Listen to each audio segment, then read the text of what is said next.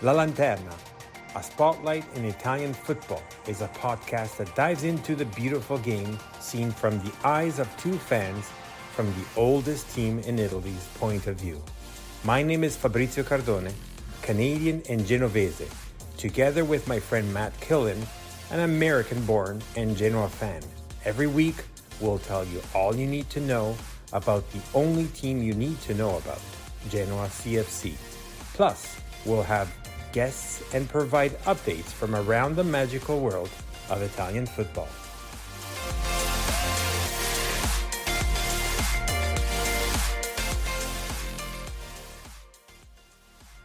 Benvenuti to La Lanterna podcast. This is promotion episode. Holy hell, what a weekend. Oh my God, Fabry. Like, that was crazy. It can still get better, but it was the ultimate prize. Twice. Exactly. So just for whoever's not following the details or just falls off the moon and doesn't know what's happening, this was the third last match day of Serie B. Genoa had a very difficult match against Ascoli, won it 2-1. We'll go into the details after, of course. Yep. At the same time, we needed Bari tie or lose. Bari did tie a few minutes towards the end with a penalty by Modena. Modena, I don't know what you want to call it. So that gave us mathematical promotion to Serie A. But this is the first time Genoa drops down in the second division and is able only after a year. So this was a promise by our president Zangrillo. Only 1 year. That was his slogan. But what happened in Serie A? Well, it was this crazy thing because obviously we have this big celebration on Saturday and we're super excited. Sampdoria, ultimately they have a game on Monday, which they must win. I think because Verona maybe had won on the match day, the same match day themselves. What ends up happening, of course, is Udinese get the job done. Sampdoria lose, officially confirmed to be relegated to Serie B, at least, I think we have to say, because we don't know exactly what's going to happen with the sale of the club and all the other things that have been going around Sampdoria this season, which are batshit crazy. But you went from this stuff happening. We've been singing that Annalisa song for a while, which is resung in Sampdoria's jest and them going down and being such a mess. But it was actually for sure happened on Monday. And the memes were also incredible. It was like floating everywhere. Bombardment and so on. That's the only thing I can see on my Instagram is just constantly just Sampdoria getting drugged through the mud, which I love. Sampdoria has to desperately look for injection of cash somehow or a new owner. Otherwise, I think the deadline, but I'm not going to put that on black on white because we know how Italy unfortunately works. I don't know if there's going to be extra postponing dates, but the official date, if I'm not mistaken, is June 4th, where they have to enroll in Serie B. Right. I mean, is this effectively what happened to Chievo? I don't know if it's exactly the same circumstances, but more or less, because they could have. I mean, it was different because they didn't go straight down and get sent to Serie D, but effectively that was happened, right? They couldn't register for Serie B, and then therefore, okay, now you're going to Serie D. Correct. Essentially, you usually start with like a Phoenix club or something. Phoenix name, exactly. Like I remember vividly Fiorentina, where they started with the name Florentia, and until you're able to buy out the sports rights, that's when you can use the colors and the name. It's kind of funny if they did that as two separate clubs again. Andrea Doria. Well, I don't know. You get sympathizers out there that not necessarily have grown up within the realm of Genova, so they are just sympathizer of a team because it's a team, but from a Genoese standpoint, we do not see them as Genoese for the simple reason that they represent a suburb that was annexed within the city, I think in the 40s or 30s, I can't remember, 20s maybe. Thank you. I think 40s, that sounds about right. Yeah. The mixture of multiple names that they were called in the past.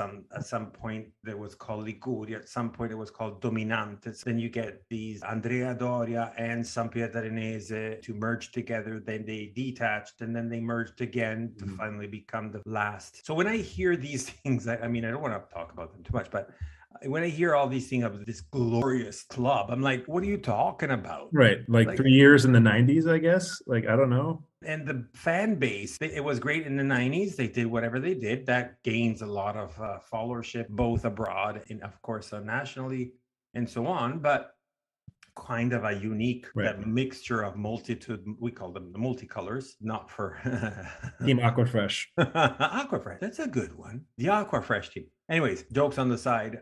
Yeah, so this multicolor, multi-mix, multi-everything. And when I hear that this glorious club, I'm like, no, you don't understand what the glorious club is then. I mean, it did seem like, though, there were some, I don't know exactly what program it was from. I also don't understand Italian very well, but it seemed like there were some media responses that were kind of a similar order of Sampdoria being in the horrendous position that they're in terms of an outrage of like, how could a club like this become this way?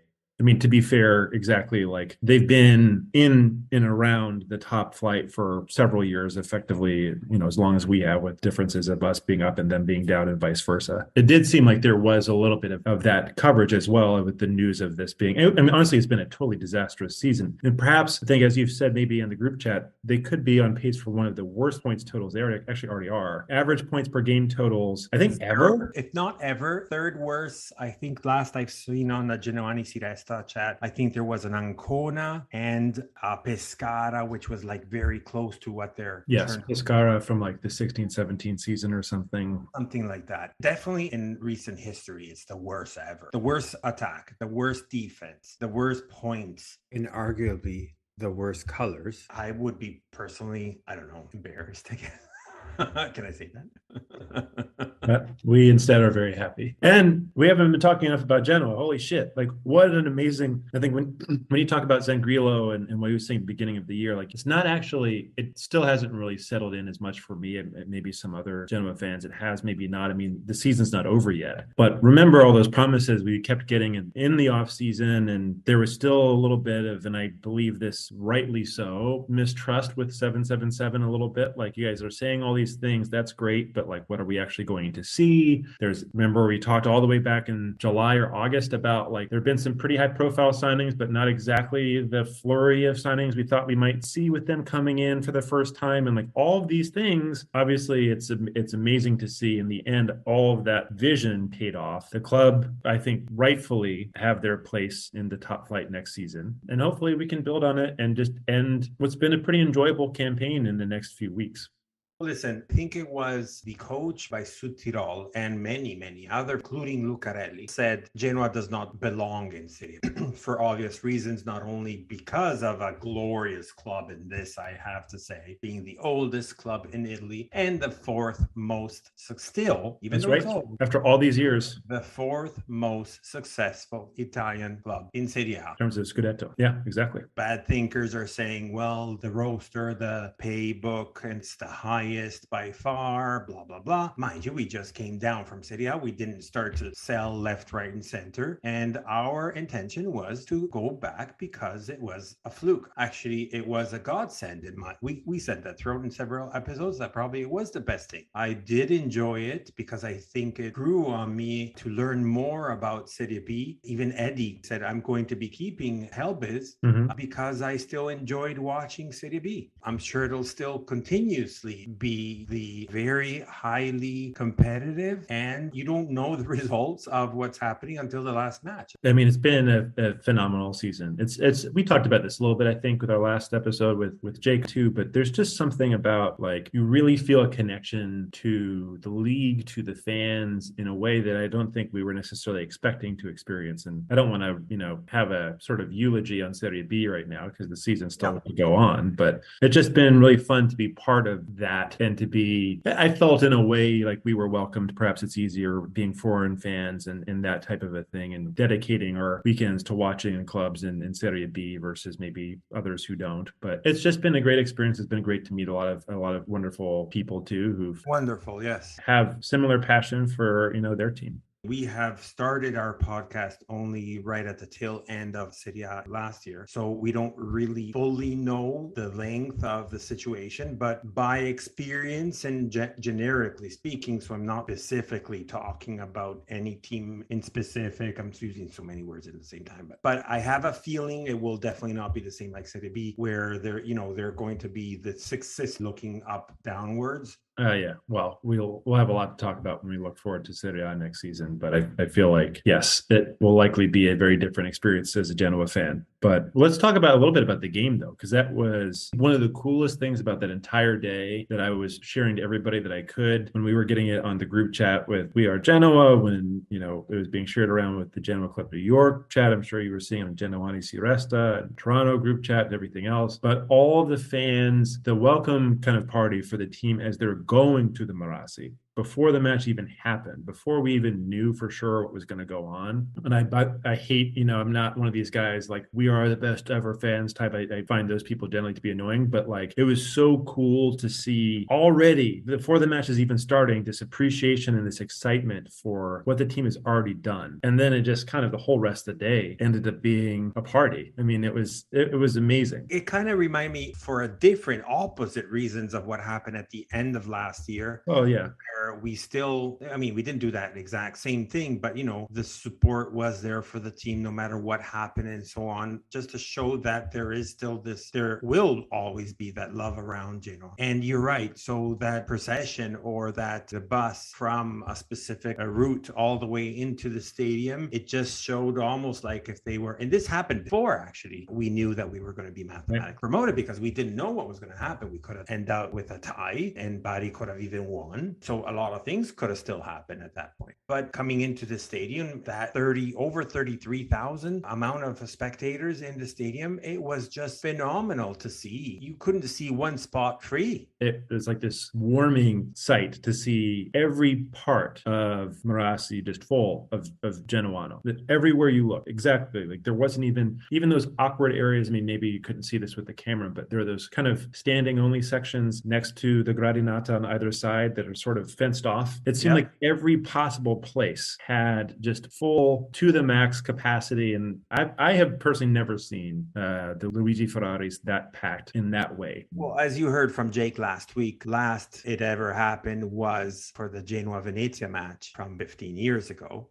And it was so full packed. And to see the enthusiasm come out once again, it's just like phenomenal. And to your point with respect to the fact of the decor and the fan and the support and so on, and seeing the stadium all cheering and all singing, and that display at the Gradinata Nord showing the number 12 in colors alternating the red and blue with the number 12 to be the 12th man on the pitch. Mm-hmm. It was beautiful. Pretty special. So let's get into the match. So the match was a difficult one. We knew Ascoli's form was doing amazing, considering where they are and what they are, what they're aiming for. So they were coming out like a streak of 2 wins and a tie for the last match. So we knew, and also from the first half, which was Gilardino's second match with that stale 0-0, if you remember, was like, an ugly second match in charge. That's right. Yeah, an ugly tie. So it was sort of like one of those teams where it's just difficult to play against. And in fact, you could see that they started to show immediately their ownership, but at the same time, the power, I guess, of this team that Gilardino has created together was just like so beautiful that when I guess we can open it up already immediately by talking about the goal. This was an initial sigh of relief, absolutely. I mean, to be relatively early on in the match, Bani ends up getting kind of another chance at it and puts the ball home for us, which was fantastic. Just a great, we've had a couple of goal-scoring chances from Bani this year, and to see him be the guy was kind of fun because for the longest time he hadn't scored, obviously, for us. I think this is only his second goal this season, if I'm not mistaken. But with the mask. Yeah, exactly. The mask adds to it. Just having that kind of like,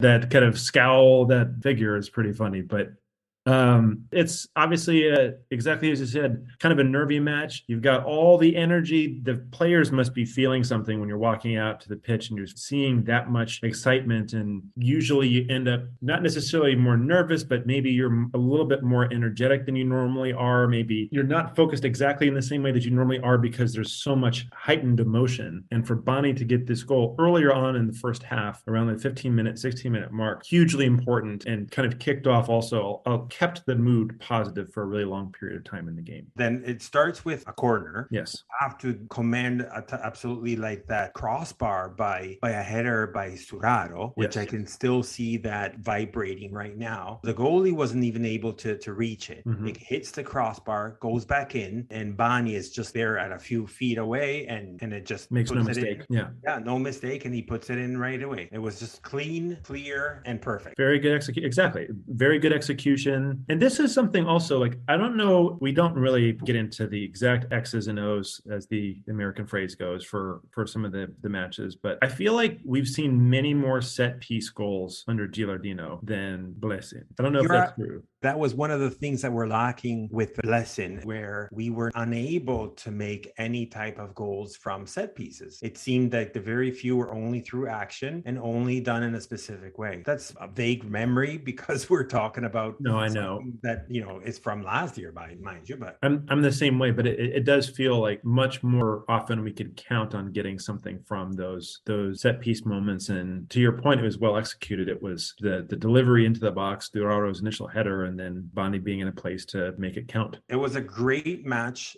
Actually, sorry, I should say it was a very difficult match by Koda. He had difficulties in trying to get into the box, but at the same time, Ascoli, we know how difficult they are. We just said that already a few times now, but I think he was extremely marked, and that's one of the reasons why he had these difficulties. You could see also some moments where it was nerve-wracking from certain players, where they were getting, the Ascoli players were trying to get at them, and you could see that they were getting frustrated at times. Because the pressure was huge. I mean, obviously that expectation, like, I know it sounds like we're talking about these intangibles, but when you have all these people with this big excitement and everything else, you have to, at least in the back of your mind, I'm sure the players are thinking, oh, I don't want to fuck this up, you know, like you want to be helping these guys have this big moment. You don't want to have a negative experience or not win, especially when you can win in front of your home crowd like that in such a critical match. Not to mention, we had Gilardino that was suspended. So he was, yes, watching the match. Perhaps I was even seeing in one of the chats that he had the bird's eye view. So probably gave him even better understanding of tactics and I've always thought this is bizarre. That, I mean, I understand if you're a head coach, you can give that direction a lot more clearly when you're on the pitch too, but you have to be able to see the action a lot more easily from that vantage point. No? Like, how does this happen? We are very used to watching the game from up above, while they're used to watching the game from down below. Yeah. That's definitely one thing. I would hope and I would think that all the teams would have someone up above and communicating that, especially now with technology, maybe in the past with the cell phone, but nowadays you can have earpieces and you can communicate things. I am hoping. And if they don't, they should. Yeah, I think you're right. Someone's up there. So after the goal, there was a couple of chances on both sides. Obviously, the shots on goal were definitely way more in Genoa's favor. Yes. Martinez, in his way, was a super goalie as always, ready, always available. And after this match, I have to say that they exercised his right to buy. So it's official now. It's official. Yeah. So they, was it Leipzig? Leipzig, yeah. They exercised it 1.8 million to buy him. So what's going to happen with Sefer, we don't know. Whether he's going to be sold or be loaned out or even remain would be great at the same time. I'll be interested too to see what happens there. Exactly. Then the second half happens. I would say that Gudmundsson still has this great, it wasn't like his best performance, but it was still a decent performance. I know what you mean. He actually was one of the guys beyond our 2 goal scorers that stood out in mind as part of like really key contributors to the match. And even though, as you mentioned, it wasn't his best game, he didn't have really flashy assist or goal or anything to go about, it just seemed like there's always that danger there. You know, he's always like a live wire type of a player where like something could happen and you never know, in a good way for us. And so I thought similarly that he did well for himself in this match. Actually, I was looking at some stats now. I don't know if you had a chance to look at it, but I think this is one of the first times that ball possession goes for the opponent. Yeah, I did see that too. Yeah, Ascoli actually had a little bit more possession. Just a tiny. 52% to 48% in Ascoli's favor. Interesting. So that only makes me think, okay, they made them run a little bit more. I think so. I mean, it is an interesting one because like there aren't very many, to your point, where like you see the opposing team have more passes than us. They actually had a better pass accuracy, if anybody cares about that stuff. I kind of feel like it's a little too in the weeds, but like I think it's an interesting one. But I tend to think a little bit maybe our approach to the game changes changes after Bonnie gets that first goal. Maybe. Maybe the statistics look a little bit more rosy. Also, the second goal happens at the hour mark at the 63rd minute. That's right. Yep. So you still had half an hour to play after that. So do you want to talk to us a little bit about that goal? Badel, I think we can say that he has a remarkable season this year after, even though, no, actually he always had, he just started a little bit on the slow side, but since also arrival of Gilardino, he showed that he has control of the pitch, period. He's like that regista, but not fully regista. He's just, for me, he's one of my favorite players to watch because exactly that. He has this control of the midfield. He bosses the game kind of in a way that like for me, it's really fun to watch because he is very good positionally. He's good about putting a foot in, and sometimes it's kind of fun to see players that do that type of a thing. He's also really, really good with delivery and how he's kind of, playing the ball forward and other things like that. And this goal, actually, in a way, like this one reminds me somewhat even of the goal that we scored in the first half. Because again, here we are starting from a set piece. The ball is being kind of brought in. I don't know exactly who gets Dragusin, which is fantastic. Another defender action, gets a great header on the ball, and it kind of comes back the opposite way. And again, Badel being in that right position, understanding what to do in that situation, and maybe even in that type of an action, is there to convert. And then it's 2-0 to Genoa. And so I think, again, another well-worked set piece, another instance where it's not just like a miraculous finish or just a pinch perfect pass. It's a little bit of everything where our team's involved. And it was definitely like an intentional header back that Badel took advantage of. So it wasn't some sort of happy accident that we got the second goal. It was really like part of what they were trying to do. And you're exactly right. It's really fun to see players like Badel get rewarded in the goal sheet every now and then, because a lot of times, and when we do those Genoa Si Resta like player of the match ratings, for me this season, like last season, it was probably Frendrup in a very similar way. But for me this season, the go-to person in the back of your mind every single time is it's usually Badel, because he just does a great game every single time. He might not always stand out or be magnificent, but he reads the game well. He contributes to both kind of offensive and defensive parts of his position, which are really important. And he very often, very rarely has a bad match or doesn't really have a positive impact on the game in some sort of a way. So it was fun to see him get the second goal. Now, let's be honest, to what you're saying, essentially, the honors always are given mostly on the goal scorers because it's the obvious reason behind that. The second one, you would probably give it either maybe at par. I'm not necessarily doing standings here, but a goalie when they do great saves, or assist men's because they're giving the goal opportunity to the goal scorer, or a defender when they are blocking that defense and their own goal. But very few other times, like defenders when they're sort of building up, or midfielders in this case. That's where I was trying to get at. Midfielders are important. Sometimes you do see them, mainly thanks also to this goals or because they become assist men. But when they don't, it's not all from the generic eye, from a fan perspective, they don't necessarily see that. And I'm not saying that as a negative thing because it's a natural thing, but it's all like when you win, it's thanks to the team. It's not because of the individual. You're absolutely right. I mean, it's something that like it might not always stick with you, but if you watch enough of Genoa play, and it is, I still think it's very interesting to me because I really vividly remember Frendrup in almost exactly the same way last year, where like Frendrup a little bit less so from like a chance creation perspective, because Badel every now and then will have just like this ridiculous pass. It's like, holy shit, like how did he do that? Right. But in a similar, like this guy's everywhere, he's breaking up plays, he's kind of moving the ball forward, he's kind of always vital to how we're working through a match and retaining possession or winning it back or those types of things. And for whatever reason, even more so than Duraro, who's been excellent this season, and Strootman, and as we mentioned, Frendrup, I feel like Badel has stood out the most in that group of midfielders as really being special. And all of them have had fantastic seasons, so I don't mean to take away from any of them. I think they all did a great season, but definitely the edge comes out from Badel. Yeah. Now, let's talk about Sabelli. So the momentum is there, 2-0 for Genoa. Yep. Just 3 minutes after that, Sabelli, which has been always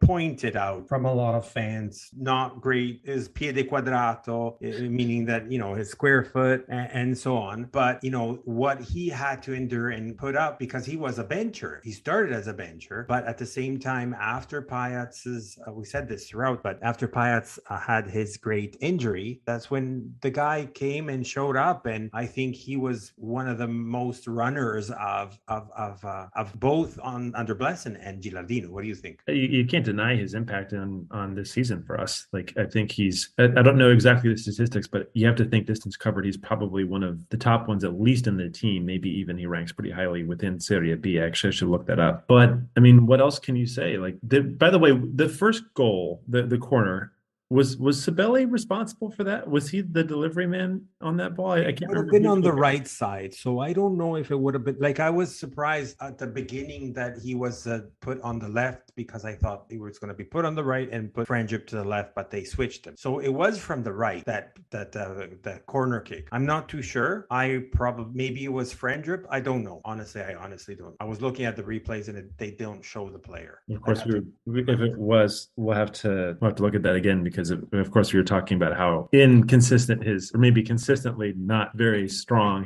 his corner kicks have been recently. But yeah, I mean, look, I think you have to say another job well done from Sabelli in this match, and in this season as a whole, he's been really, really critical at Genoa. Essentially, 3 minutes after the goal scored by yes. The ball is on the feet of the defense from Ascoli, and Sabelli, so a defender, he's right up there, steals the ball from the defender, goes all the way in, is able to reach in the box, and the goalie wins a penalty. Him. Yeah. So he gets this amazing penalty. It was very spectacular, his fall per se. Yeah. A lot of people saying it was fake and sick, and then obviously who goes on the penalty disc is Massimo Cota. Now, yes, I want to say one thing, and I'm sort of bringing back up that missed penalty against Sampdoria by Criscito. No, please don't. I don't want to relive that. No, I know, but what I'm trying to say, people think that a penalty is easy. It is easy, but it's also extremely difficult. It's the luck of the draw.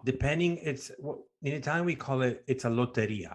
Even if Baggio, even Pirlo have made mistakes. Yeah, Baggio's has the famous one. Let's don't be too hard on these players when they do a miss. Now, if they continuously do it, obviously they're going to be replaced. Coda has done numerous of goals through penalty this year, so he was rightfully so the chosen one. And the goalie just, I don't know, intuition went on the same side. It was not super cornered, sure, but it got saved. We got a little bit of a distraction there. Ascoli took that moment. I think it was just the action right after that one, 2 minutes after that, and Ascoli just scores. Obviously, you hear the first Mugugnoni, the Genoani, that are all complaining immediately, saying, "Oh, now we're going to lose because it's a typical Genoa, we have to suffer, etc., etc." But we unfortunately lost the clean sheet. Martinez could not do anything about it anyways, but he did an amazing match, so he does not deserve any lower score than a 7.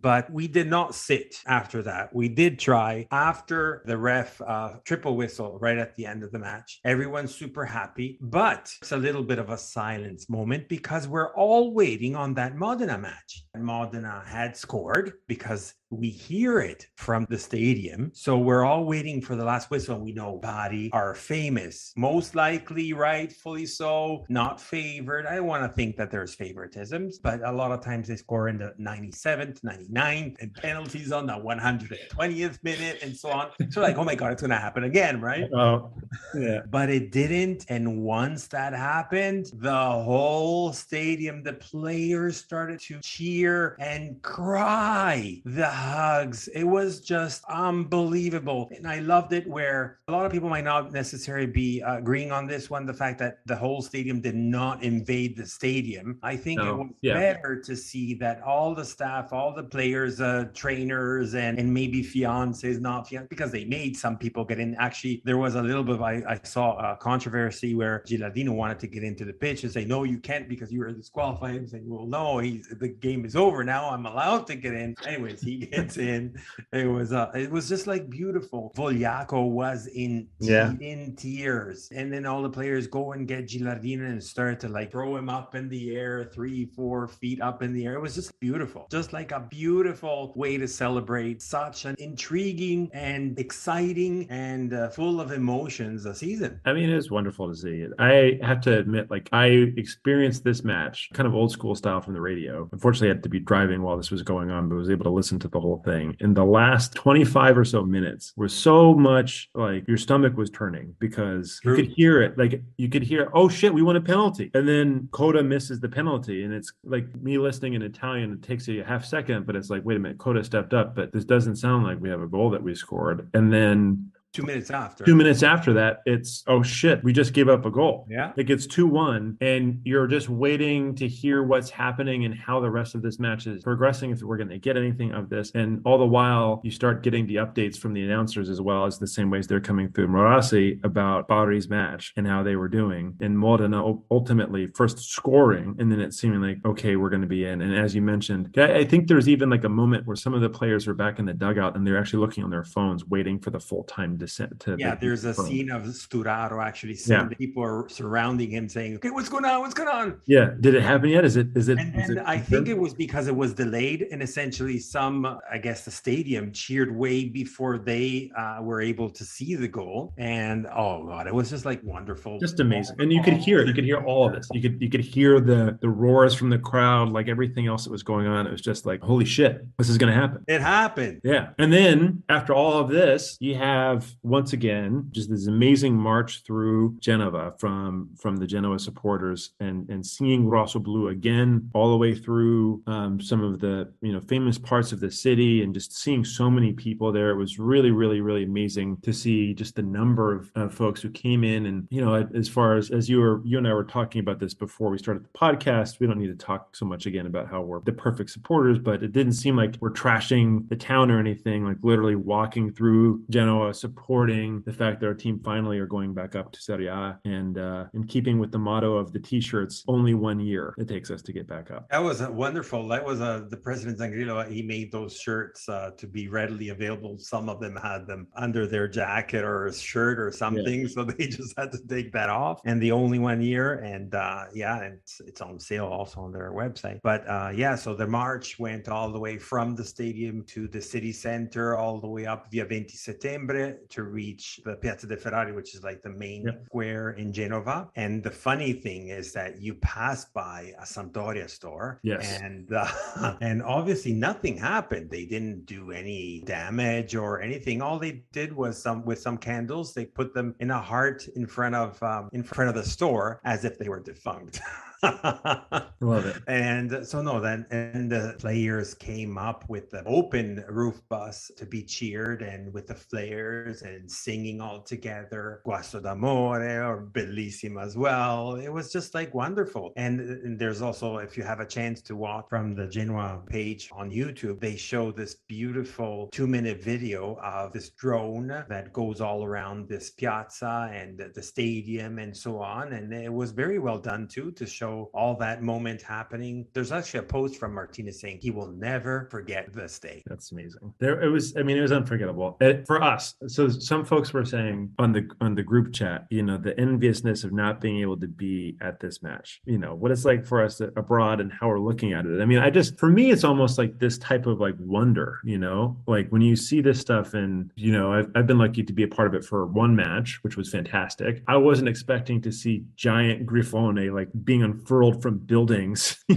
just like taking over these like municipal areas with, our colors and our symbols and the things that mean Grifone. It was just so amazing to see that as the response to us going back up, and to see such kind of unified support there too. And obviously like being part of that and being fortunate to be part of not exactly something similar, but a type of version of that kind of mobilization after we were relegated. Actually, I feel grateful to have been part of of that. And I think most of my feelings as a fan is I'm newer to this whole thing. I'm kind of grateful to be part of this club where I can call myself also a Genoa fan and relate to other people who have this much love to their team. But it was just incredible to see. I can't get over those gigantic red grifone that were being displayed throughout. Like, I was like, how did they even think to do this? I know, that was beautiful. This beautiful, it's called the Ponte Monumentale. So it's called a monumental bridge. And essentially to describe what you just said is they printed, I don't even know how, with a net in order for it transparent, and also to like roll it up and roll back down or whatever, I guess, or something. But exactly, this red grifone,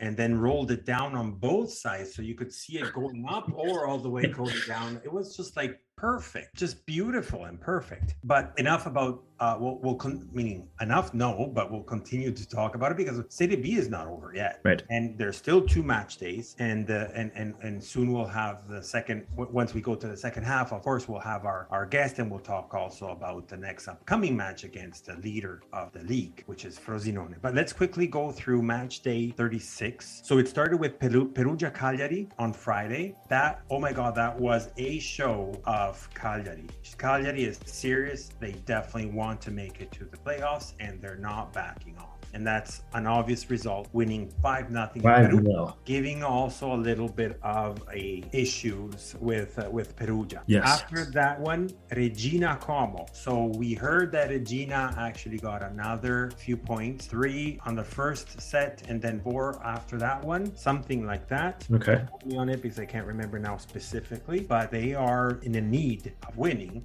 and they did win a very difficult match, even with a man down against Como, 2-1. On Saturday, we had Cosenza Venezia, so that was very important from both sides. Cosenza tried to get some points in order to stay afloat, leave that playouts area, while Venezia, we heard how strong they were coming up and edging that playoffs, which they're still edging it, but we'll talk about also that in the standings. After that one, so it ended 1-1. Cittadella Benevento, this was a die-all match for Cittadella and or Benevento in order to try to see if they could have a small gasp of trying at least to do something, but Cittadella showed their strength and their determination by winning 3-1 against Benevento. Kudos to them. Very big win. Pisa Frosinone. So this one I'm a little bit disappointed because Pisa is in a definite need, not necessarily, well, yes, they are in a need to make points in order to stay within the playoffs, while Frosinone had nothing to lose essentially because they already got the promotion. So it started with Pisa winning 1-0, and then slowly Frosinone just came out, the strong team that they showed throughout the season as they are, and they ended up winning 3-1 against Pisa at Pisa. Modena Bari, so that was the match that we were talking about. So Bari scored first. That put a little bit of a banter on us to say, okay, we have to wait till next match because we feel 6 points. It's not mathematical. We have a good buffer, but and then Modena ties 3 minutes at the end with a legit penalty given to them strangely against Bari, right, instead of for Bari. That's true. Yeah. Next match was Ternana Sud Tirol. So Ternana in hunger for points in order to catch that playoff spot, and Sud Tirol at their time trying to maintain their 4th spot, because as we said throughout, even specifically on last episode, that the 3rd and the 4th spot for the playoffs are very important. So they won 1-0 at Ternana, which is incredible and remarkable from their aspect. Obviously, there is a Genoa Ascoli match ending 2-1, consolidating Genoa at the 2nd spot, specifically with mathematical promotion, and giving a little bit of losing some ground with respects to the playoffs, because Ascoli was similar to Venezia, edging that playoffs area. Second last is Palermo Spal. Palermo very up and down, trying to get into the playoffs area. They actually ended up winning and almost condemning Spal with 2-1, and that means that brings Palermo currently at the 7th spot. That's right. And Spal is continuously being way at the bottom. They're still not condemned because they're close, but it's getting closer and closer to be difficult. Well, they're only 3 points from play-out position, though. Absolutely. So it's not impossible. It just takes one match for one to do bad and for them to win to make it happen. Yeah. Last but not least, we have Parma-Brescia. Parma, similar to Cagliari, came out to say, we are here, we want the playoffs. No matter what, it doesn't matter. Wins against a Brescia that was trying to was actually coming out of a good form, because from last now they reached like a fourth last or fifth last, but Parma managed to win 2-0 against it. With a table that shows Frosinone is still in the lead at 74 points, 4 points below sits Genoa at 70. Then third spot, 8 points below, hence the mathematical promotion, sits Bari on the third spot with 62. Fourth is Südtirol, so that's 5 points now below the third spot. But Südtirol sitting at 57 points. We have Cagliari now at 54 with only 3 points. So it's possible, it's not impossible. Let's put it that way. That's right. And same amount of points, so fifth and sixth together is Cagliari and Parma. So both sitting at 54 points. That's then right. There's a little bit of a gap. So these are the last 2 spots for the playoffs, and there's a whole bunch of teams. So the first one is Palermo, sitting at 7th spot, as I mentioned before, with 48 points. Below Palermo, so on the 8th spot, we have tied 3 teams and then another 2 at 45, right below that. But I think that the determinator for Serie B is the direct confrontations and then the goal differential. So that shows, at least in this standings that I'm watching, Pisa sitting at the 8th spot with 46 points, then Venezia 46 again, and Ascoli 46. But let's not forget that at 45 returned Regina from the dead and Modena. So all these are all possible contenders, I guess, for the playoffs. I mean, technically they're not mathematically out of it, although it'd be a ridiculous set of results, but Como and Ternana are also 3 points away from the playout spot, that last one. You're right. Like, all these have to all lose and them all win, but it'd be weird, but it's possible. You're absolutely right. So to your point, Como and Ternana both at par, 13th spot with 43 points. Then we have Cittadella, which comes out of the play-outs area with 41 points, which was the points that Jake, our friend Jake from Cittadella, Città Calcio USA, was saying that he was thinking that 41 should be okay to be safe, but now he had to raise the bar to bring it to 42 or 43, I think he mentioned, with 2 matches still to go, right? So sitting on the 15th spot. 16th, so this is the first spot of play outs, is Cosenza at 39. 17th is Brescia at 38. And 2 points below that is Perugia sitting at 18. 35 points for Spal at 19. Last is Benevento at 32. Still, 32 points for the last one is incredible. I mean, yeah, there's a lot of competition here, and again, like, it says something that really, with 2 match weeks to go, the only 2 things that have been confirmed are the two automatic promotion places have been secured. Everything else is basically truly up for grabs, which is remarkable. Yeah. So that brings us to the end of the first half. This was match day 36. Looking for match day 37 right after the break.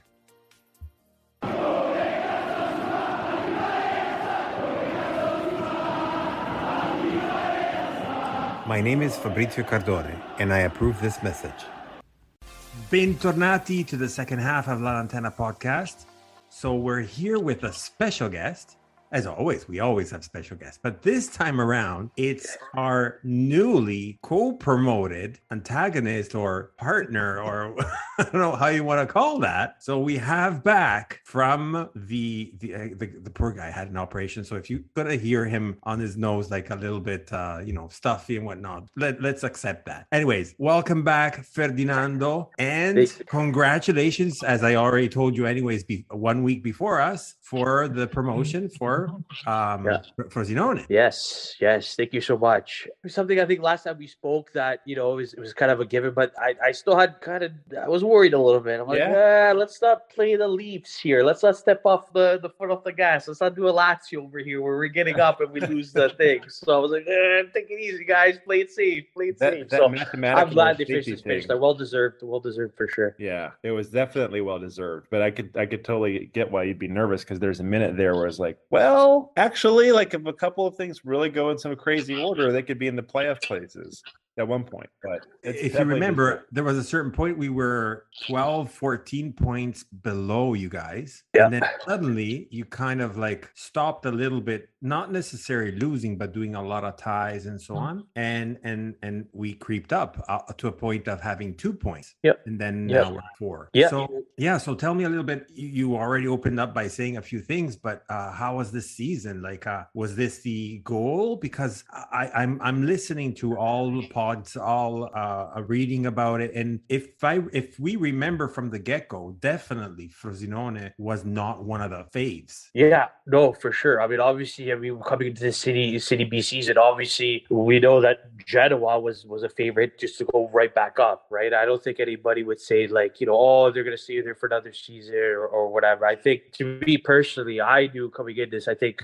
Genoa were one of the favorites. I know everybody and their mothers, I don't know about you guys, but everybody's rooting for Palermo at some point just because they had that historic like kind of story about them and how they're going up. But no, for me, it did caught me off guard. I mean, it caught me off guard.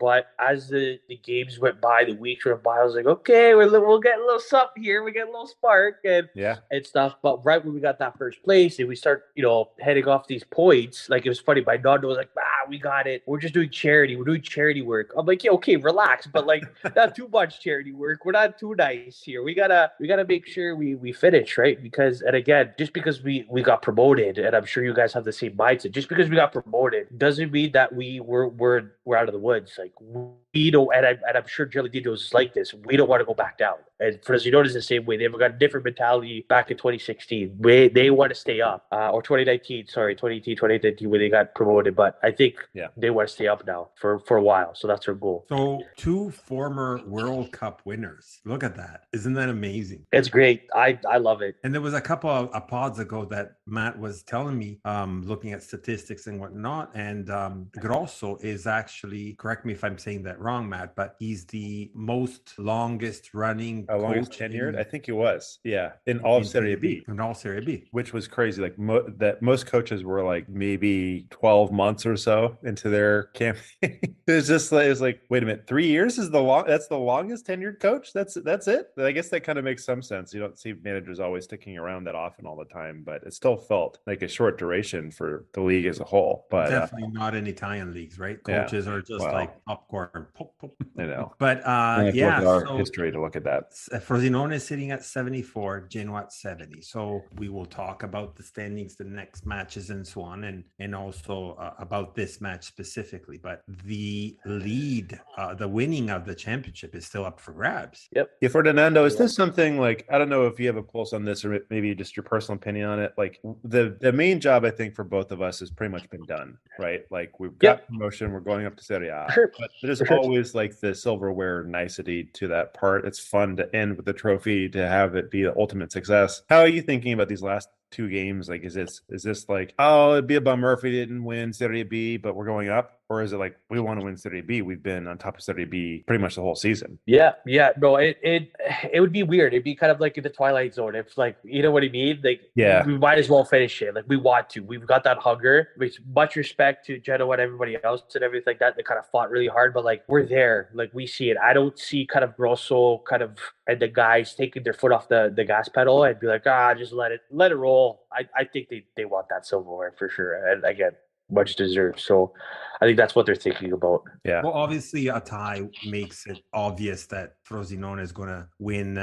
It's up, like how we had it for the second spot or the direct promotion. It was in our hands. Right now it's in Frosinone's hands, whether to keep it, hold it, or lose it.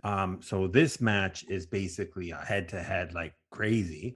Interesting fact is that they moved our match a couple hours later because the fact that there was no interest anymore with respect to the promotion itself. So it wasn't necessary to have it alongside the other matches as well. But at the same time, it's still a head-to-head match. And it with a win for Genoa will bring Genoa to 1 point to Frosinone. With a win for Frosinone, it's like no question about it. And the second would be a tie. So the only option here for Genoa Genoa to have a chance is to win against Frosinone, and we're playing down in Frosinone. Right. Yeah. And it's nerve wracking too, because again, it's like literally our last meeting, we had the pod, and I think we were, correct me if I'm wrong, we played you guys next, and I was frightened. And this was only Gilardino's, like, I think first or second game in, and I was like, I'm like, all my friends were like, no, I was like, no, man, like, I'm telling you, Gilardino's a force to be reckoned with. This guy, he's gonna do great things, and I've said this before. He's gonna be next. I mean, cut this, whatever you want to do with this, but the Viola fans out there, mark my words, Gilardino's gonna be your next coach. He's gonna do so well that the Viola's gonna get rid of the Italiano, and like, we're bringing our former boy, because this guy, he's like Grosso. He's for the people. He's for the players. And that's one of the main factors that these coaches are successful. There's just something about them that just attract that kind of hunger and fire for these clubs, right? So I'm still nervous regardless. Like, I'm not kind of letting it go. I'll be like, we got this. I'm still nervous for sure. No, the match is it's also big for us too. You for sure. Also, I mean, obviously to Matt's point, the games are done, so it's almost like an exhibition match in a way. Yeah. But a little bit, obviously, way more than that. But I was listening to some not interviews, but some comments in here and there, but from the locker rooms, and I don't know if it was from Gilardino himself as well, but they were all saying, "Let's go and grab the championship." What's it? I mean, I think it's, as a player, really is also as a fan, it kind of similar to what Ferdinando was saying. You kind of want to see the team approach the end of the season that way. Like, we have a mentality where we want to end this season in the best possible result. This would have been the goal, I think, for sure, for the Genoa camp. After, Frosinone had been so dominant for much of the season, you have to say it's the goal for them as well. And also, like, 4 points in 2 games is a pretty steep hill to climb as well, right? Like, Genoa would have to win this match, and you would need Frosinone to at least drop points. And I think from there it becomes, I guess it would have been at that point goal differential, because head-to-head would have already come into play. I don't know exactly how it works, but that's still 2 matches with drop points from Frosinone, which does not happen very often if you're looking at it from our perspective. So anyway, I think it's exciting that, like, both teams are treating it like a real game, that it seems like it's going to be a real game and not just, the sides passing the ball around the back to each other the whole time or something and shaking hands at the end. Yeah. Should be fun. No, we were talking about it in the first half about I was disappointed with, nothing against you guys, of course, but with Pisa, with your last match where Frosinone did an amazing match winning at Pisa, as Pisa was not only one of the contenders from last year in the finals, actually, of the playoffs, and they're still hanging in there, just like for, like, they're right at the last spot, if I'm not mistaken, and that was a big match for them in order to, maintain the spot, at least for the playoffs, or even aim for the 4th spot if possible. But with that loss, definitely, it still keeps up for grabs also for them to resist or not. But let's play a little bit with some numbers here. Of course, as I said before, if it's a tie or if it's a loss for Genoa, that means that Frosinone wins the title. But let's assume that Genoa wins. Let's look at the last 2 matches. So Frosinone at Ternana, and we have Genoa at home against Bari. So it's not going to be easy for either of us. Oh, man. Ternana is hungry because it's at the same points or 1 point to playoffs, or if I'm not mistaken. I think they're about 3. They're a win. You'd have some crazy things that have to happen in the table, but they're on 43. Pisa, Venezia, Ascoli all on 46. So there's still something that could happen if they get a result after this match week, especially. And if anything, if you look what you might have been saying the opposite direction, like playouts, they're 4 points ahead of Cosenza at 39. So, the opposite could happen to them too. So correct. So depending on their match that they have against Como tomorrow on Saturday, let's say that they win, obviously they're going to be super pumped in order to get that 3 points. My point with this was, if Genoa wins against Frosinone, there's 1 point apart, with Frosinone still having the lead, with 2 difficult matches for each one of us. Yeah, it's tough. It's scary, and I think Grosso is at the edge of his seat. He's confident, but at the same time, he knows there's going to be tough games coming up. The players know that. Opposite end knows that. I know we're the big fish to kind of try to take down. So yeah, it's tough. Tough. Right. I mean, you guys have what we thought we were going to have a lot this season, and I think Genoa did have this too. But Frosinone, since I don't know what match week you want to call it, but you guys have probably had the target on your back a little bit when other teams are coming. Oh yeah. You know, the team sitting firmly at the top of the table. So it's a test to show how far they've been and staying in that position for so long. Yeah. I think after a while it gets you a little bit. You know what I mean? That kind of pressure and stuff. Now these games are the actual test. Now it kind of matters in the sense of, you know, can they withstand it? Can they withstand those repelling attacks, wave of attacks over and over and over, right? So, you know, these games will definitely tell for sure. So I have two questions. Promotion. First one is, who do you think will be determinant or most certainly going to be kept for next year? And second question, I'll ask you after. Go on. So what do you mean, like in a sense of like which other team, like the last place? Sorry, no, like you guys have reached the promotion, right? Among your players, which ones do you see that you're going to keep for the next season? Oh, that's tough. I know Samuele. He's already being like targeted already. Yeah, it's tough. I don't know. I don't want to hang on. It's like thinking there's a saying or something. It doesn't really react to me, but it kind of reflects to me a little bit. They always say like, don't fall in love with a lone player, and I feel like every player is a lone player at this point because a lot of Serie A teams have been looking. I've heard sources. I've heard, it's funny, like my uncle. So two of my cousins play for the Frosinone Primavera. Last name with EG, and they've been Grosso's always been, again, he's the man of the people. So I mean, he's always hanging out with people, and he's always in the towns of where I'm from in Ferdinando. He's and there's been whispers, there's been kind of rumors going around who might go, who might stay, who might whatever. So me personally, I'm not really attached to anybody. I don't know, it's really tough to say. So I got to keep a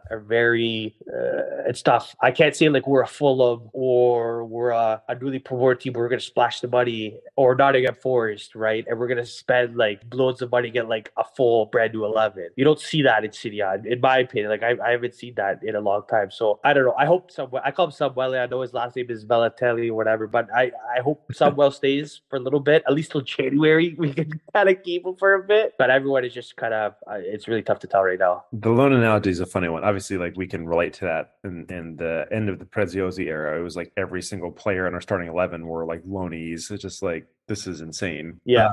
But it's funny to think about that in Serie B as well, because like, right, you mentioned earlier about Gilardino, there have been rumors there, hopefully that doesn't happen to us. But on the player side too, like you never know about guys like Goodmanson, who there's been some rumblings about, does he leave? And I think even like probably other rival fans might be skeptical about this, but I think similarly, like I would be a little bit surprised if 777 really opened the checkbooks for Serie A next season. I think they're going to do what they need to do in order to support the club, but I don't think we're going to be dropping like 20 million on players or something like that. Yeah. You know? Yeah.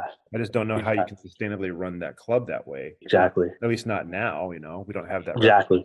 Well, let's not forget that there's still that heavy load debt that is still like trying to work out from the previous owner as well. So that's something still that we have to keep in mind. So the second question was, if I'm not mistaken, you're also a Lazio fan. I think I asked you that question already, but I'm going to ask you. Frosinone Lazio. Can't do it. I still can't. Put him in a hard place. I pray every game, like me and my nono do the rosary. We splash holy water on the TV when those games come, and we're like, please be a tie. Please, 0-0. Like my nono hates those days. It's the worst day of his life because we're literally outside of Frosinone. We're Fedentino. We're literally neighbors. You know, Lazio's been under blood and everything like that too. It represents the whole province. So I still can't make a decision. Honestly, like again, a slight edge, like a sliver of edge to Lazio. But I always pray for those ties, those little dice, 0-0, those 1-1s. You know what I mean? So if a slight of edge Lazio, just a slight edge. It kind of makes some sense too. I mean, also it's cool that you guys have the family connection as well to the Primavera with Frosinone and all of that stuff too. So like, you could see like, you know, the team representing the province being, especially when you're able to watch Serie A more easily and blah blah blah blah blah. But that'll be interesting. You got is it actually a derby? Does it count as so? It's funny because like I feel like Lazio low key helped Frosinone as much as they can. I mean, with Frosinone and Roma, like it's a bloodbath. Like we don't like Roma's like, oh shoot, now we have to deal with these delinquents now. You know what I mean? They look at us like whatever. But like Lazio, Frosinone, it's like, yeah, like whatever. We'll try to donate some 2 points here or whatever. So it's not really a derby. I think it's like kind of like a friendly, like the Liverpool Everton derby, if you want to say that. They always say it's the friendly derby. So it's more of like, hey, how's it going? Express some stories, drink an espresso at half, and let's just go play some footy. That's pretty much it. Like, okay, I respect that. Yeah. I guess it would happen the same way for Genoa if they had to face ever Intella or exactly, or Sestri Levante or something like. Exactly. You have to think also those fans probably are the same way with us. Like if they're watching a club, they're assuming they're on the right side of Genoa, who they're supporting. Most of those clubs typically are the Rosso Blue side of Genoa or Genova. That's probably how it goes for them. Hopefully, have Intella confirmed they're going back to Serie B? Do we know about that yet? No, they are in the playoffs. Okay. And playoffs for Serie C are just insanity, because I think I'm just going to put numbers there, but I can't remember. There's 4 gironi, Group A, B, C, D, and the top. So the second to the 5th or 6th or something like that will do a playoffs. And then out of all these 4, the winner of each group will face each other and then go to for the last spot available to go into Serie B. So it's a long journey. I wish this is the common complaint on this podcast, but it would be amazing if you could watch that.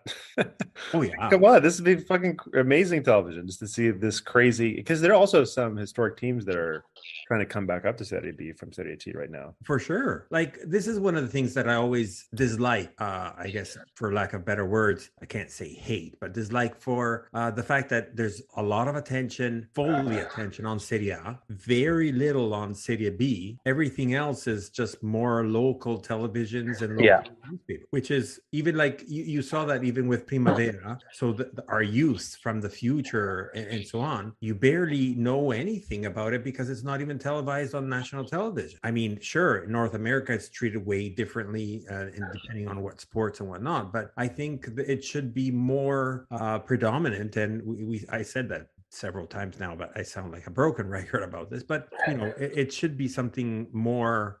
We want more culture. It's the pyramid. Yeah. Well, you look at teams like Campobasso, right? Like now you got more American owners or buying these like Serie C, Serie D teams. Now they're starting to come up that way. But like they play some good footy. I don't know about you, but like mine's got like the Italian box. There's some Serie C teams games I could catch, but some Serie D too or whatever. And it's like nobody's talking about these games, but they're really good games. Like the crowd is great. The players, they can kick a ball around. Like they just, like you said, like they kind of just write it off in a sense. And it's unfortunate. It really is. And I'm the first one to say that I'm not even following much myself, Serie C or definitely not Serie D, but it was a breath of fresh air when we had our guest, 2 times guest from Sicilian football, when he was the one that was telling us that he covers all Sicilian teams. So okay, yeah. So not only obviously the reason why we had him was for Palermo, but he was talking about Catania, about a whole bunch of other teams from Sicily, and he covers it very well on his social media, which is like kudos to him for such an amazing job that he's doing on his platform. But so that would be amazing if we don't have time, because if for us doing the Lanterna, we couldn't cover the Liguria aspect as well. But then you'd have to probably talk about Sampdoria if they go down to Serie D as well. So I wouldn't. Well, we can make time for that, I think. So let's backtrack 1 second. I have a clip from Jake Monti from the Genoa Club Toronto that wanted to share with us an audio clip about his views and thoughts of the last match against Ascoli. Popolo Genoano come together, put up an absolute show regarding the game in the stands, in the streets, around the world, to all the people that were watching. The game was a tough game. It was not an easy game. I think that we struggled a little more than what it was supposed to, but in the end we did it, and we're finally back in the place where we belong. So the tempo was bright and shining, and it was fantastic. So the best Saturday I've had in a long time, and like always, Forza Genoa, Forza Grifone. Thank you, Jake. We'll never forget that Saturday for sure. And always and forever, Forza Genoa. Okay, Ferdinando. I actually have 2 questions for you guys, real quick. Yeah, sure. I mean, How do you guys feel about the Kappa coming back for Genoa? I love it. Well, it's meant to be. It's conflicting. It's meant to be. So it's meant to be. I think there's a lot of really, really good things about it. We didn't do a proper review of this actually a week or so ago. So I finally had a Castor package arrive for the Genoa kits. They had this massive 70% off sale at the store. And I was like, you know what? I'm just buying a bunch of shit. And Exactly. So the weird thing, actually, when you think about it, if you're not really paying attention in anything, the designs from Castor this year were pretty fucking good. It wasn't bad, and even the third kit, which was different. I've seen a lot of fans wear it. It's I actually really like that one too. But the replica, you were a little bit against it at the beginning too, right? I was at the beginning. I was more skeptical about it, but it grew on me because, I've always said the same thing to you. I'm a more traditional person when it comes to the Genoa kits. Obviously the home kit's very traditional. The away kit is kind of a twist on a traditional shirt, but it's in the realm of something, but the thing with the Castor shirts, it's I got a size up based off of site recommendations and stuff. They fit a little bit boxier, which is actually good because I'm not shrink wrapped like I used to be in the Kappa shirts. And I had at least 3 Kappa shirts that I had to basically give away or sell on eBay or something because you could see the inside of my belly button from the shirt when I was wearing it. It's not a good look for anybody to be walking around. So editor's note to Kappa, please give us the normal replicas like you do with some of the other teams and not only the combat skin shirts, because for us bigger guys can't go beyond 3XL and walk around in that. Which sounds crazy, but it's true. But the Castor ones just fit weird. The material didn't feel as premium. All the badges are printed, which is the biggest sin for me. It's they're not as badge as heat pressed or anything. It's just printed sponsor style, and I'm just waiting for it just comes out in the wash or something. And then I figured out that they do have the version with the did you see Matteo has it for the away shirt? I don't know how he got it, but essentially they call it the Pro or something, and it's already expensive as it was the fake plasticky one and so on. Let's say 120, and the Pro. No, hold on.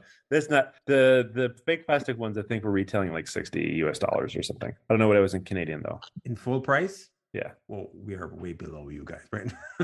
But the Pro one, that's not that far of a difference. Anyway, go ahead, keep going. With the Pro one was about, I'm going to say 30-40% more. Okay. Yeah, I was very confused with the description on the site as well, with which ones were which, because also they have some things alternating. But anyway, I'm pumped about Kappa. I don't know if you feel, I have this weird affinity towards the Lotto kits, because that's when I first started following them, and I just love Lotto in general, because when I was younger, it was everywhere and stuff. But you can't be upset with Kappa, and I just, as long as they don't do too much of the stylish stuff, that's the only risk, really. Yeah.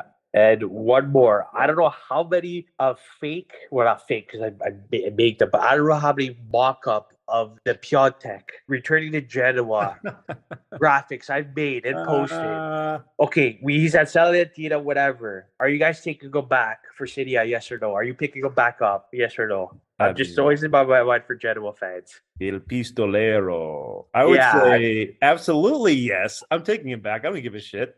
You'll take him back? We need a guy. Look, maybe he's a temperamental guy. I don't know. It probably is, but I think so. He's not had a very good last few seasons. Obviously, that's the biggest. Hertha killed him. Hertha Berlin. If I would ask this question now, maybe the answer would be different or the same. But him coming back to Italy with Salernitana, I think that really helped him because in Hertha he was terrible. Right. I loved that he was coming back to Italy. I mean, mind you, played for Fiorentina. I was doing a little back and forth, but the Seahorses really helped him for sure. Yeah. But I was just my question. I was very curious. I'm as a Genoa fan, would you take him back? So for me, I would. Yes, you would. No, Fabry.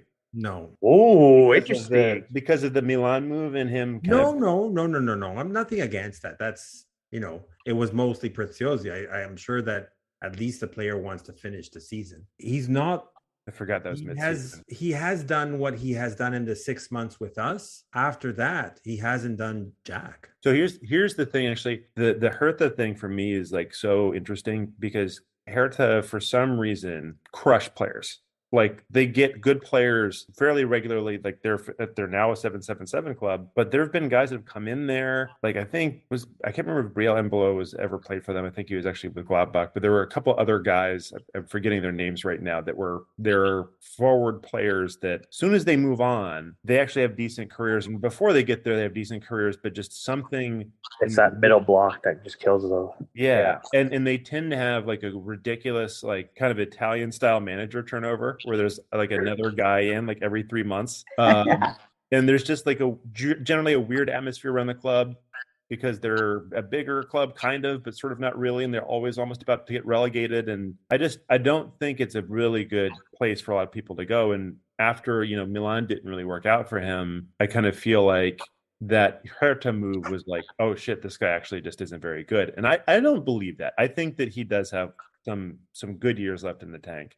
And we need another striker. Like, I love Goodmanson. I think we're going to have Coda for next season, and I am definitely a supporter of that. But I don't think Coda is going to be our only attacking option. I think we need somebody else, and I think they could maybe even play together. To that point, I think like being that he's under Hertha, being under the group of our owners, so the 777 partners, there could be a possibility. Right now, I don't think it's in the plans. Having said that, I wouldn't want him, but at the same time, I don't see him. Okay, how am I going to say this? I see him that he can be a potential return to his form if he came to, I don't know, the right team. Maybe Gilardino is that right coach, right? So I don't know. He's only 27, and I don't know what's also the length of his contract with Hertha. Well, I think that's the biggest. I know now we're getting into the logistics. I think Ferdinando is like wood in your heart, but yeah, I mean, like you think about all of a sudden like transfer window or transfer wages and salaries and things like that. Some of those maybe don't make as much sense, but I think as a player himself, I'd take him. So let's talk about the next round. Match day 37, second last to the end. As I said before, all matches were supposed to be played all at the same time for the last two match days, for that matter, in order for, preferentism and not play, the typical things when you play together. The only match that got moved was the Frosinone match. So therefore, let's start with Venezia Perugia. So that will be quite interesting because Venezia kind of stumbled on the last match with a tie, but they were on a super roar. And Perugia at the same time is now sitting at the bottom three. And even though they still have small hopes at least to reach the playouts, or even if they have straight, 2 wins in a row, who knows what they could actually obtain. But it's as we said, like since the last 5, 6, 7 matches, all matches are becoming super important for each one, whether you're looking up or you're looking down. And that's the great thing about Serie B. Something different that we'll have to get used to, right, Ferdinando? Oh, yeah. It's all about the top 6. Everything else doesn't matter. Exactly. Don't say that shit. I don't want to get back into that mindset again. We have to change that. I don't know how, but somehow. Yeah. Shout out to change. Okay, so that means also not rooting for Lazio anymore. One of the top 6. Oh, you got him. That's not one of the top 6, right? Technically, yeah. Right? Technically, they are, right? Because it's the top 6 are 7, 6, 7 are Juve, Milan, Inter, Roma, Napoli, and I guess Lazio. Yeah, we're like kind of like the part-time, like people know us, people don't. You know what I mean? We're not like kind of the poster boys, but like we surprise people. Like there's times where we finish 4th, we finish 3rd, we finish 6th or 7th, but we're still kind of in that group, like just barely, right? Yeah. People are talking about this Sarri guy that is gonna explode next year. I don't know. Well, anyways, we'll have to if he doesn't die of a heart attack with all those smokes. I know, right? Okay, next match, Spal Parma. Spal, nothing is done. Obviously, they are in a better spot compared to Benevento. The Ninja he brought really something to Spal. I'm not too sure. Ninja meaning Nainggolan, right? But Parma, it's again for them, it's super important. They have reached quite a good spot right now. They are together with Cagliari Cagliari on the 5th spot. So it's super important for them to continue to maintain those numbers and maybe even aim towards difficult but not impossible for the 4th spot. Then next match is Brescia-Pisa. So we talked briefly about Pisa. So it's a must win for them, even though they're playing against Brescia. Brescia is just on the playouts. So they're suffering. They were in a good run of form, but the last match they lost. So at this point, it's again, I'm like repeating it, but all matches have become important for every single team. Maybe not for the two of us, unless we're just aiming again for the top. Next one is Benevento-Modena. So Benevento is almost condemned. Why? They're sitting at 32. In order for them, they cannot be outside of the playouts, but at the very least they can try at least to catch that playouts. But it'll be quite difficult. Nothing again. It's impossible. It's not mathematical. But at the same time, Modena has done quite an strange, I would say, season. They were up and down, but constantly, I would say, in the mid-table. Nevertheless, to Matt's point earlier on, sitting at 45, that means that they're only 1 point to playoffs. Right. And on the other side, if you want to look at also from the other aspect, there are 6 points down to playout. Next match is Südtirol Cittadella. So Südtirol is the Cinderella story that we've been saying for years.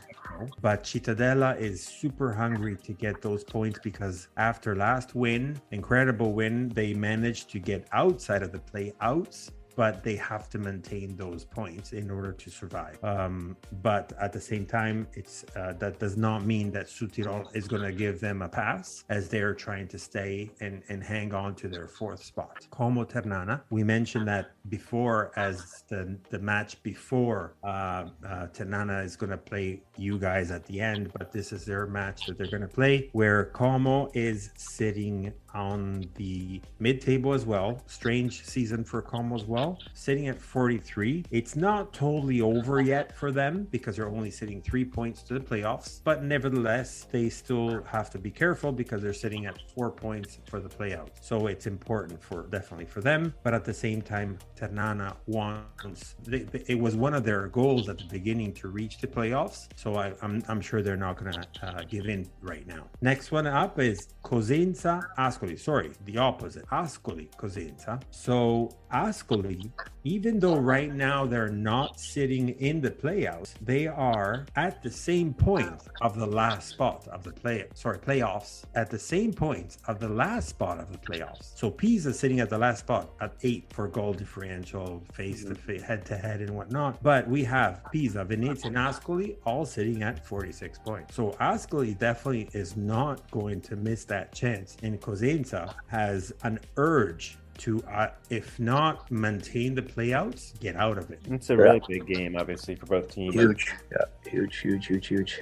Yeah, I thought Cosenza was good as done. At one point, I was like, "Oh!" I mean, even though they picked up Zarate, that was a very unique pickup. That was crazy. I was like, "For Lazio boy, let's go!" Like, let's go. But I was like, "Oh man, like I don't know," but like, hey, I'm kind of like low key root for them. I was like, "Yeah, if they could stay," just because it's like, that's a lot of history there, a lot of the this is a low key fan base over here too, a lot of Calabret. You know what I mean? So like, I hope they stay. They should stay, right? Yeah, definitely. We call them our Rosso Blue brothers too, right? Because they're red and blue as well. Yeah. Then we have Bari Regina. So after the extreme amount of points that they have endured, it's up technically not officially over yet because they're still trying to do this recourse. But they were almost at the bottom, but their run of form is actually not bad after 2 losses that they had. But they tremendously jumped up at 45 points. So again, sitting 1 point from the playoffs again when they were all the way to the top. So it's not over for them, and they're super incredibly hungry for points. But at the same time, Bari, we know, is probably it's guaranteed, mathematical guarantee that they have the 3rd spot, or at least the 3rd or 4th in order for the playoffs. But at the same time, they're not going to sit back as well, and they're playing at Bari. So this is the last match also at the San Nicola. Second last is Cagliari Palermo. So we know what Ferdinando wants from Palermo. Cagliari has been running like crazy. I would say after us, meaning Genoa and Frosinone, Frosinone. Right now, I'm looking at the form for the last 5 matches. We are the 2 with the top amount of points. The second one after is also Parma. Same run of form. The second one after that is Bari and Venezia. But my point to this is Cagliari has been crazy. Except that one loss that they have, they've been doing so well, and they have consolidated obviously their playoff spot, which is at the bare minimum that they wanted to get. But obviously they're going to be trying to shoot for that 4th spot, which gives them 1 match less, right? Well, I mean, to your point too, there's the Ranieri effect a little bit too. It's not been like gangbusters for them, but they've done.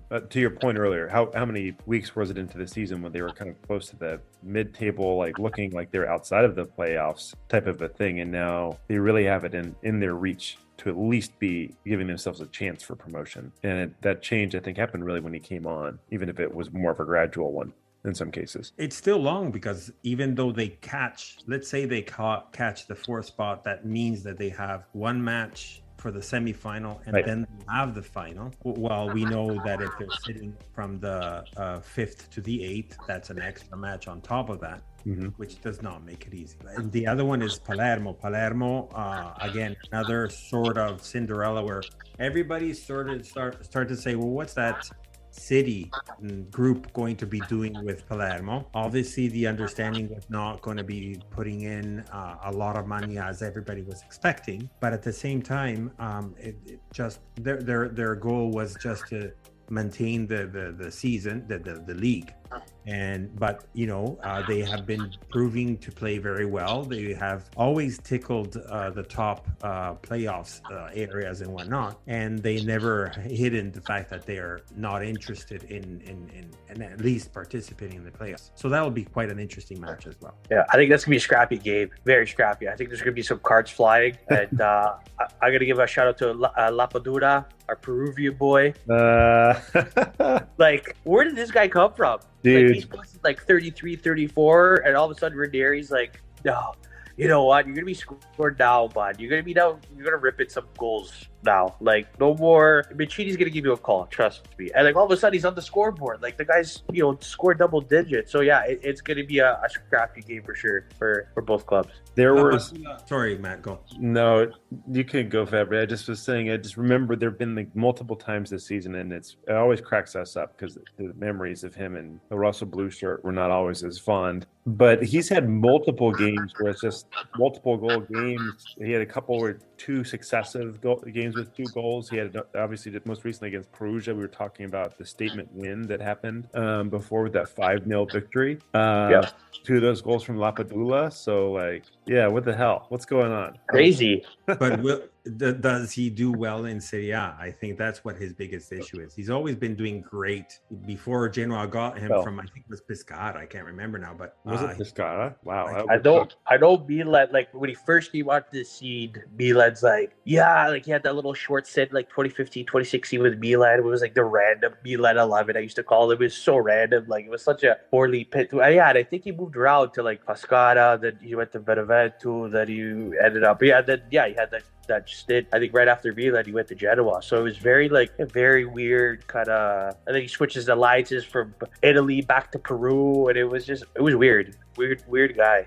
Like, the whole thing's funny. I mean, and he's been featuring. I mean, I remember at least as of last year, he was like the target man for the Peruvian national team, like still the starting 11. Crazy. Makes us chuckle every time when we hear that name. So last but not least, of course, is Frosinone Genoa. So being that that's our last match, let's go into our predictions. Man. All right. Who wants to start? I can kick it off. I am so nervous about this game is kind of not the right thing. I think everybody, like we said in the pod, I agree with how Gila and the company are thinking about approaching this match. And hey, we want the title. We want to go after the title. I believe in the boys. I believe in Gila's game plan.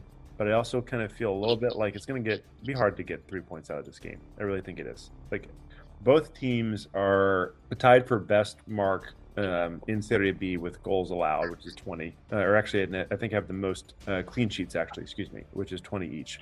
And if obviously have had good defenses to go along with the season. Frosinone maybe a little bit better attack on the whole than what we've had in Genoa, although, our change in kind of formation has really helped us be more prolific in that front. But I kind of think this is going to be a draw.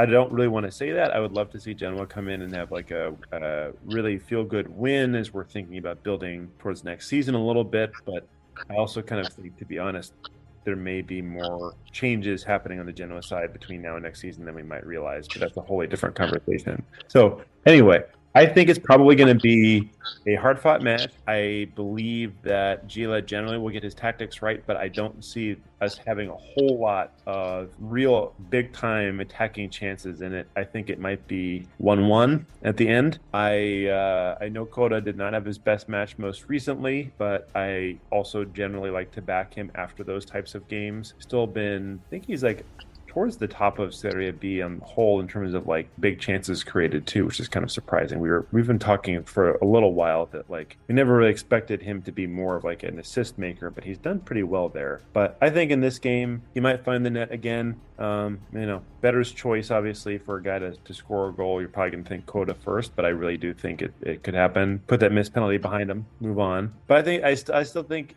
there's something about this game to me that it feels for me really hard that we're going to get more than a point out of it, I think. I'm going to piggyback off that, and I'm going to agree. Like, as much as I want to win, I feel like Dino's still going to have that mind game mentality over Grosso. We've seen that at the first time they met and stuff like that. Do I want a point? Of course. Like, do I want to see at least a point shared? For sure. That's what I want. I'll be happy with, to me, I'll feel the top of the world if we can get through the Boston Bruins of the City B, like the mind attacking, you know what I mean?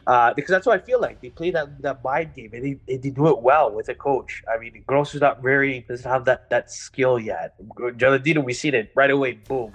He attacks you mindfully, viciously, right? Yeah. So if it's a 1-1, 2-2, like obviously we want the goals. If it's a 0-0, it's going to be a big bummer to me, a big letdown to be really honest, because we are two big teams that we're capable of scoring between the sticks, especially against each other. So I'd be happy with the 2-2. Let's put it at that, 2-2. That's my kind of nail to the coffin, or however you want to call it. But all right, I could see that. So I'm going to go against what you guys were talking about. With respect to the fact, first of all, we are talking about two of the to Matt's point, the best two defenses and or goalies of the league. So I don't think there are going to be many goals. It's important. Last time we met was at Genova. It was a third match of Gilardino. Gilardino just had the hands on the team, so it was still early on. Obviously, there was an initial to Ferdinando's point, an initial change of mentality, and you would see it in that match specifically. Frosinone had played the better game, even though Genoa did win that match. But a lot of things have changed since. If you look at the numbers, if the run of form that Gilardino has with Genoa, we would have been above 84 points they're talking about in the event, with the same form under Gilardino. Having said that, both teams are extremely have a great football, a great soccer type of approach to the match and so on. I think it's going to be an interesting one. It'll be slow starter because they're going to be studying each other and so on. But it's going to be just shy of 1,000 fans of Genoa going down to Frosinone. I think the last numbers I heard were 700-800, but it's at this point the support needs to be there. 700-800s are still a lot of people going down to Rome, right? For Frosinone. Having said that, I just because you guys were talking about both of you a tie, I'm going to give a 1-0 win because to Genoa, because I want to see that last match, the one and all. So at that point, I want to see what Frosinone will do against Ternana, and I want to see Genoa playing all their best against Bari. 1 goal, and that will be from Goodmanson. Okay. I could see a little bit of that too. I mean, it'll be interesting for sure, like this match, if there's any changes at all that Gilardino brings in or anything. We've been really kind of specific with how we've lined up really the last pretty much second half of the season. I think it probably took him 4 or 5 matches to figure out he loves that 3 at the back kind of formation with us, at least within our specific kind of group of guys. guys, but I wouldn't be totally surprised if you had something kind of like it was really hardly any chances, and then you have some stupid cross from Sabelli that makes its way into the box, and someone kind of pounces on it, and that's kind of one of the things that happens. But I know. Mind you, at It's least so funny. This season's been amazing. This guy, how old is he now? Too? Is he like 30 something? Sabelli? Ooh, Sabelli? Yeah, I think so. Yeah, he's up there. he's up there. Mind you, that obviously I don't know about Frosinone, but Genoa is going to have a little bit of turnover. It's not going to be a full turnover, but it's definitely going to give some room to other players that did not play. Apparently, rumors have it that the midfield is the one. A lot of players have this match at Frosinone. Yeah, a lot of players have been rolling kilometers and kilometers and match over match over match. So interesting. It's also fair not only to give them a little bit of breather, because right now there's not much really more to ask from them, and to give more opportunities also to other players that did not play much. Mind you, again, it's not claimed to be a huge turnover, but maybe 2, 3, 4. Maybe I'm exaggerating with the 4, but 2 or 3 changes to the ideal starting lineup. Well, that's kind of interesting. I would, who do you think is one of those guys that comes off of the team sheet first? Do you think, are there any guys in particular you think might rotate in? I think it's 1 or 2 between Badel, Trotman, and Sturaro. Okay. I don't know if they're going to be necessary. And I guess like maybe Giello coming in for one of those guys or something. Giello, maybe Lipani, the young guy. Oh, wow. Yeah. I suppose he's almost like the new Rovella, right? Yeah, I know. Don't talk. See, all these memories. It's like I love Rovella. I don't want to go. We can't think about this guy already as leaving us. Well, no, the new Rovella meaning like I know talent and a young and youth, and we're saying, oh my God, he's so young to do the starting 11, and he led us up until when he had to go. He's so young. He's the perfect age for Napoli to buy him and just put him on the bench and loan him out to Sassuolo for a year or something. Please don't do that. Disclaimer. Well, Perfect. Hold on, Fernando. We didn't talk much about it on the pod, but like Kickin Cleats, I know you're rocking the hat right now. It's been so much fun following you I was going to ask that, yeah. On Instagram and everything else and all the stuff that's going on there. Tell us more.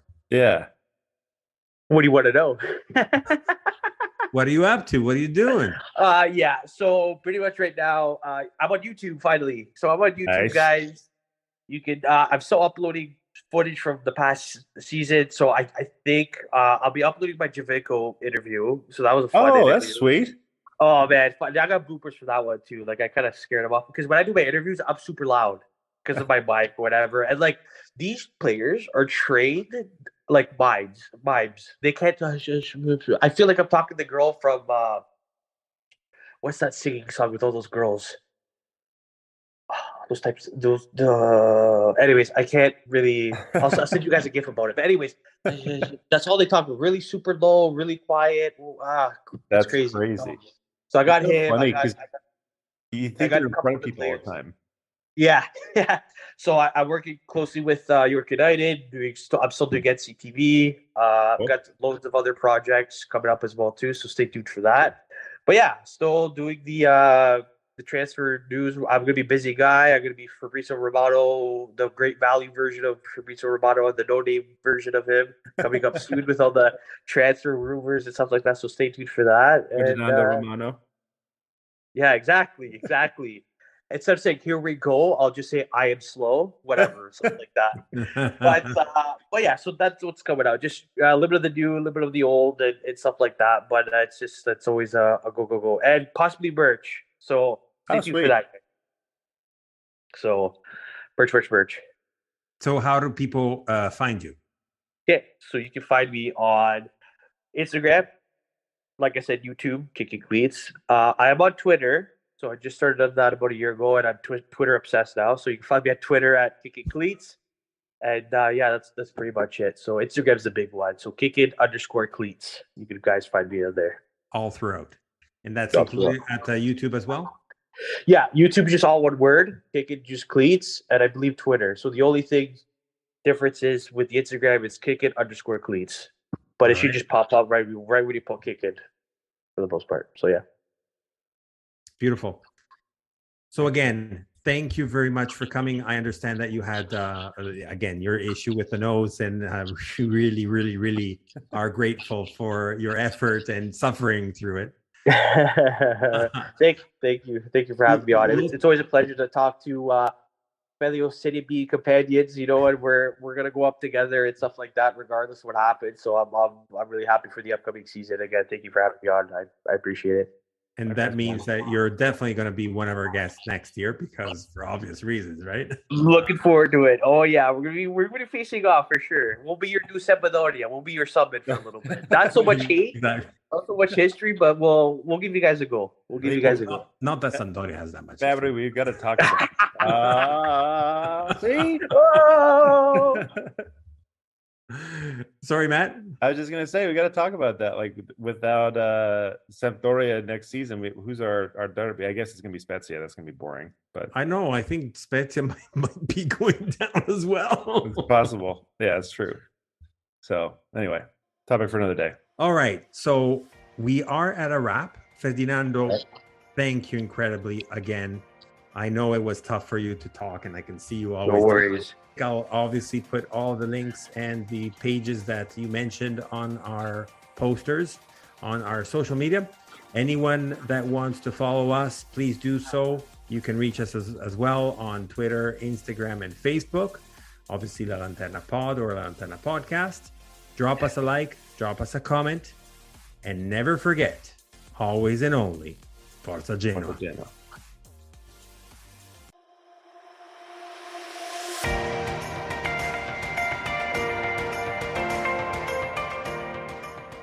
You've listened to La Lanterna, a spotlight on Italian football, a podcast powered by Genoani Si Resta. Thank you for listening, and see you next week.